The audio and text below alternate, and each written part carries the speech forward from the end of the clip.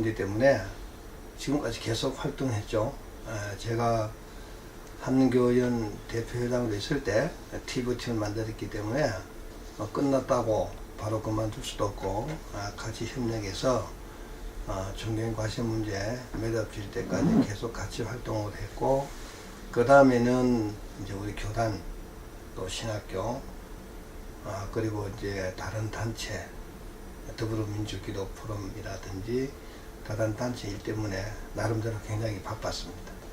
한기총이라는 이름이 오랫동안 사용됐기 때문에 많은 사람들이 한기총을 기독교 대표 기관으로 생각하는 사람들이 많아요. 그 안에서 이제 불법 무슨 금권 선거, 타락 선거 또 이런 문제가 생기면은 성도들이 볼 때 한국 교회가 다 타락한 걸로 볼 수가 있거든요. 책임이 굉장히 큽니다. 한기총 내부의 일이지만은 그게 한국 교회 전체의 이미지로 성도들에게 보여질 수 있기 때문에 굉장히 조심하고 절대 그런 일이 있어서는 안 된다. 굉장히 이번에 선거에 임하는 모든 사람들이 정말 각성하고 한국 교회 앞에 떳떳하게 선거할 수 있도록 노력을 해야 될 것으로 생각됩니다. 한기연이라고 하는 것이 기독교 이제 연합단체이기는 하지만은 기독교 대표 기관으로서 정부와 접촉을 많이 하죠.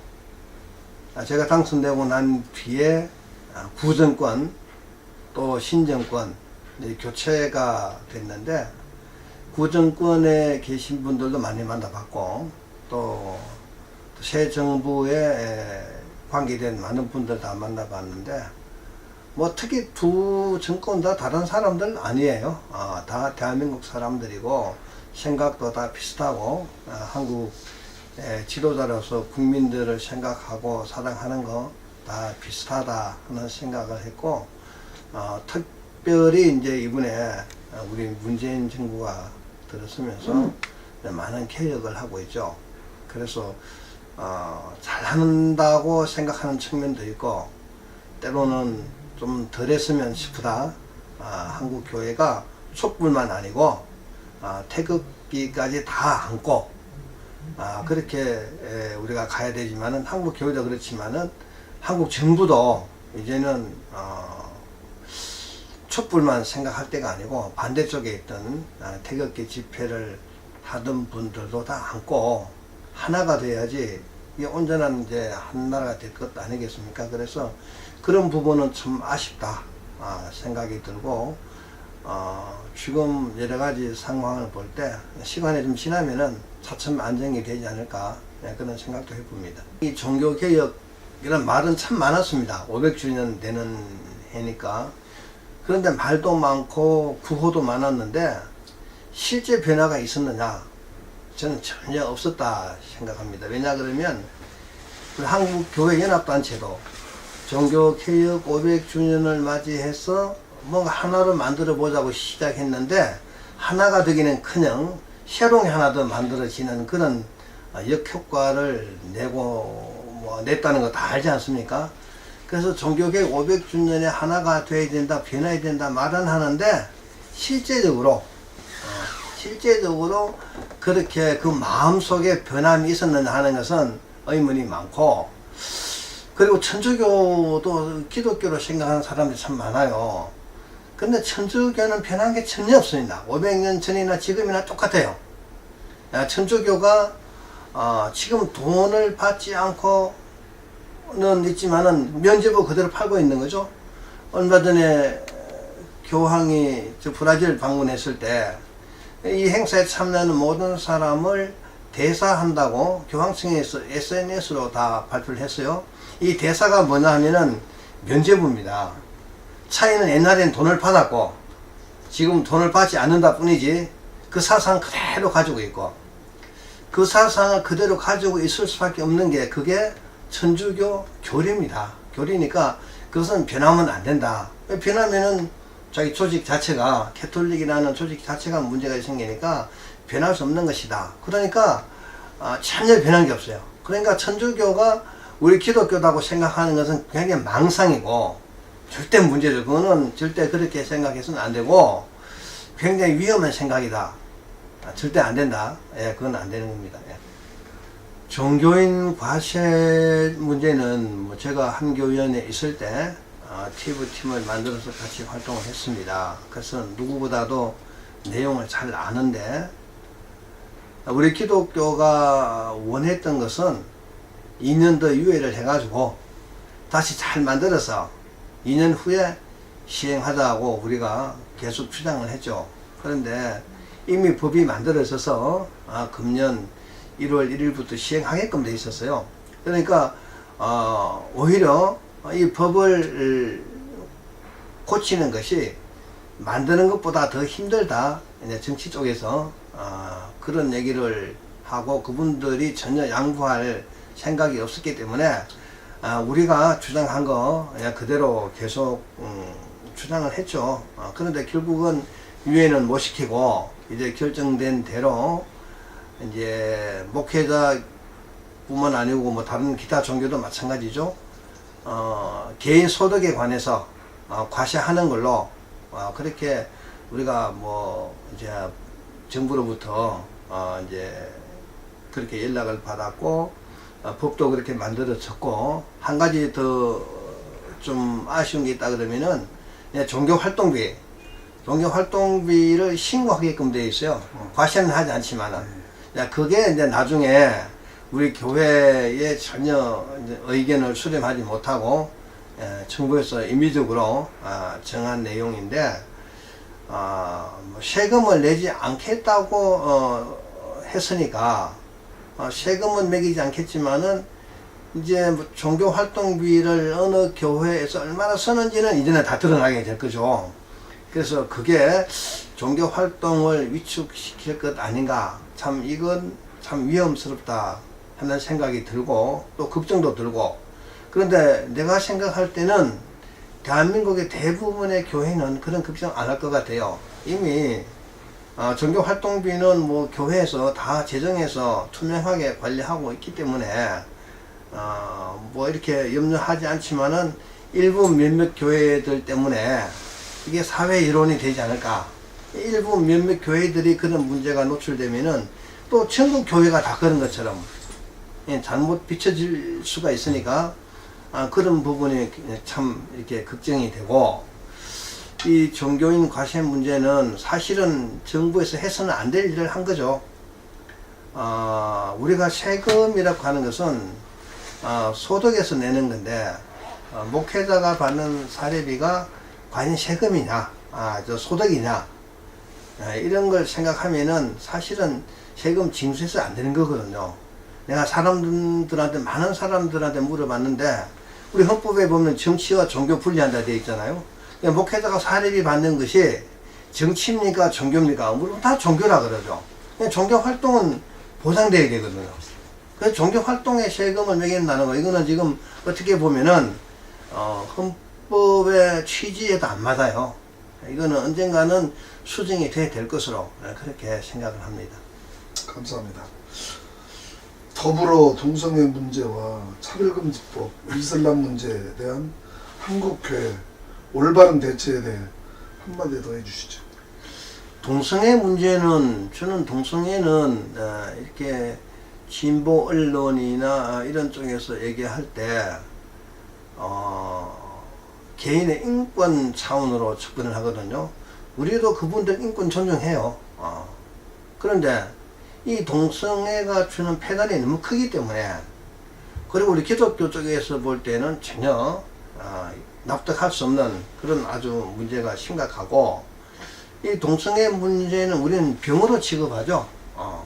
빨리 치료해서 정상적인 환경으로 다시 돌아가서 정상적인 생활을 할 수 있도록 상담하고 치료하고 해야 될 질병으로 보는 거예요. 그분도 인격은 존중하지만 그 질병이기 때문에 우리는 치료를 해야 된다. 그렇게 생각하기 때문에 이 동성애를 합법화시키는 것은 거꾸로 많은 질병, 많은 환자가 공식적으로 만들어질 수 있다는 대단한 국민 건강에 대단히 굉장히 위험한 발상이다, 이렇게 생각을 하고, 특별히 차별금지법 안에 다른 걸 우리가 반대하는 건 아닙니다. 차별 없애야죠. 차별을 없애야 되는데 이런 동성애 문제라든지 차별금지법 자체를 반대하는 것이 아니라 그 안에 나쁜 독소 조항, 이것은 없어져야 된다. 그리고 이슬람 문제는 뭐 사실은 이슬람은 정치와 국가와 국민이 하나예요. 그러니까 이슬람 사람들이 한국에 들어온다고 하는 것은, 자유롭게 올 수 있다고 하는 것은 이슬람의 종교도 같이 들어온다고 우리가 봐야 되는 거예요.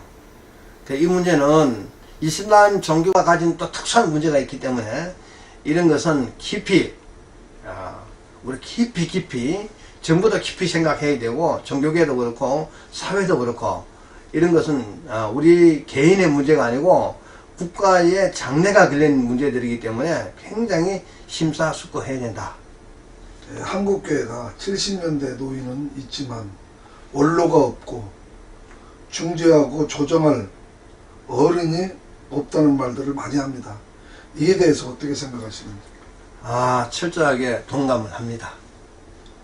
우리가 그 당시 한교연하고 교단장 회의하고 통합을 추진하면서 그런 얘기가 있었죠. 통합을 추진하게 되면은 우리가 통합을 추진하고, 통합을 추진했던 사람들은 일선에서 다 물러가고, 한국의 최고 우리 기독교에서 존경받는 분, 모든 기독교인들이 인정하는 분, 그런 분들 한 분 우리가 잘 선택해서 대표를 한번 세워보는 게 어떻겠느냐. 그래서 곰곰이 생각을 해봤습니다. 어떤 분이 한국교회의 대표성을 가지고 있느냐. 그랬더니 한 분도 없어요. 아직 못 찾았습니다.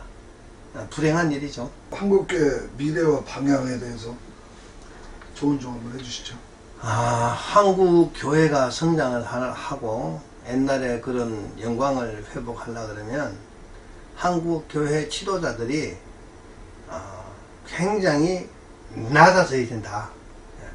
이거 우리가 말로만 겸손해지는 것이 아니고, 사회 사람들이 볼 때, 우리 기독교인들이 아니라 사회 사람들이 볼 때 한국교회 지도자들은 정말 참 희생적이고 헌신적이고 봉사적이고 정말 자기의 유익을 위해서 사는 사람들이 아니고, 그야말로 신앙을 위해서, 그리고 어렵고 외롭고 힘들고 고통스러운 사람들하고 하나가 돼가지고 저분들을 위로하고 저분들을 돕고 그렇게 살아가는 사람이라는 인식이 심어지게 되면은, 그럼 한국교회가 다시 살아날 거예요. 그러니까 한국교회, 한국기독교 초기에 그런 자세로 다시 다 돌아가면 희망이 있습니다. 그렇지 않고 지금처럼 이렇게 대형화, 기업화 이렇게 되면은 저는 소망이 없다고 생각합니다. 이런 것을 한국 사회 사람들이 좋아하지 않죠.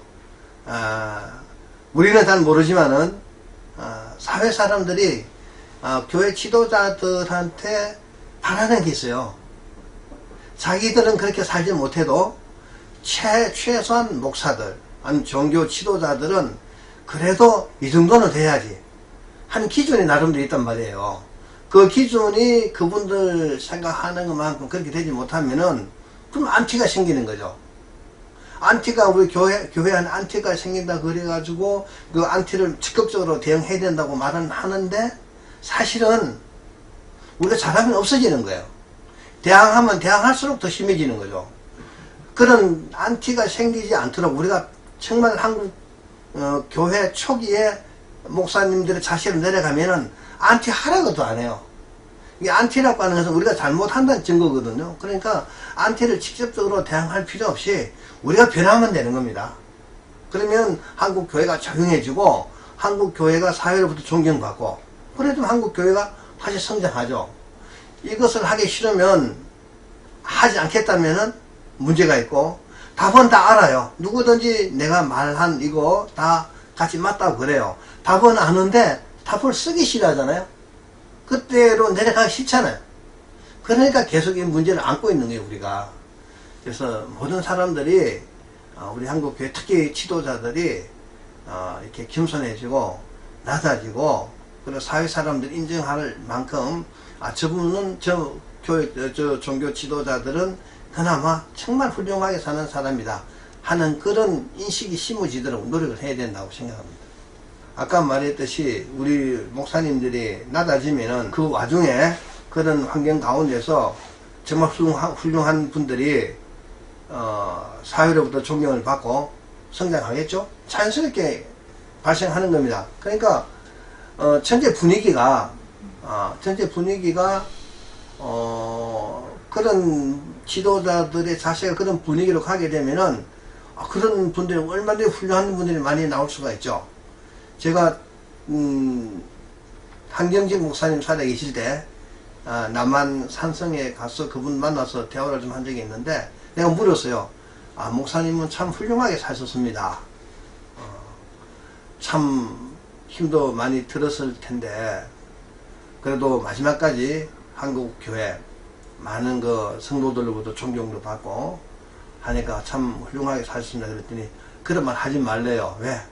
자기는 마지막까지 그렇게 살고 싶어 산 것이 아니고 자기가 지은 큰 죄가 있기 때문에 늘 회개하는 마음으로 살다 보니까 사람들이 잘 살았다고 그런 거지 자기가 잘 산 건 아니라고 그런 얘기를 나한테 했거든요.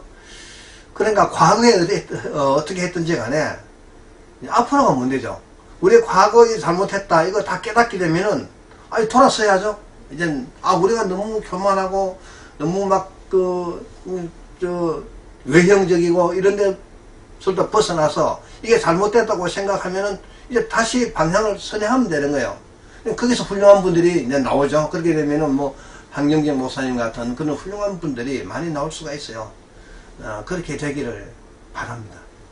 한국 교회 연합 사업이 하나가 되어야 된다. 지금 거의 뭐 세계 4개로 쪼개져 있어서 대정부하고 관계할 때 특히 이런 종교인 과세 문제 등등 이런 문제가 생기고 나면 굉장히 힘들어요. 정부에서도 누구하고 대화해야 될지도 모르고 이게 반드시 어떤 이유가 있어도 이건 하나가 돼야 돼요. 이건 자기들 먹고 살라고 하는 게 아니에요. 이게 왜 하나가 되지 못하는가 내가 곰곰이 생각을 해봤는데 딱 이유가 있어요. 우리 기독교 지도자들 중에 명예심이 많고 명예심 있는 사람들이 많고 그 다음에 그것을 이용해서 거기서 먹고 살아야 되겠다고 생각하는 생계형 목회자들이 있는 동안에 그런 동안에는 이런 게 계속 만들어질 수도 있다. 앞으로 얼마든지 그런 명예심 좋아하는 목회자들과 그에 붙어서 기생하려고 하는 사람들 이 역학관계가 있는 동안에는 그것 때문에 계속 만들어지는 거예요. 다른 이유가 없어요. 사상이나 신앙이나 이런 것 때문에 깨진 것도 아니고 단지 지금 지켜보면 다 그런 게 문제예요. 그런 문제는 그런 사람이 존재하는 동안에는 이런 필요 없는 이제 단체가 계속 만들어질 수가 있다 생각하기 때문에 이건 하나님 앞에 범죄하는 거다 생각해요. 그러니까 빨리 다 기득권 다 내려놓고 하나가 돼요. 하나가 돼가지고 대정부나 대사회나 우리 한국 교회를 위해서 헌신해야 돼요. 그러니까 그런 자리가 무슨 명예라 생각하면 안 되고 철저하게 봉사하는 기관이라고 생각하고 그래서 우리 교회를 섬기고 또 교회를 위해서 헌신하고 그런 자세로 그런 자리에 가야지 그 명예를 생각하면 안 되는 거죠. 그래서 문제가 있는 겁니다.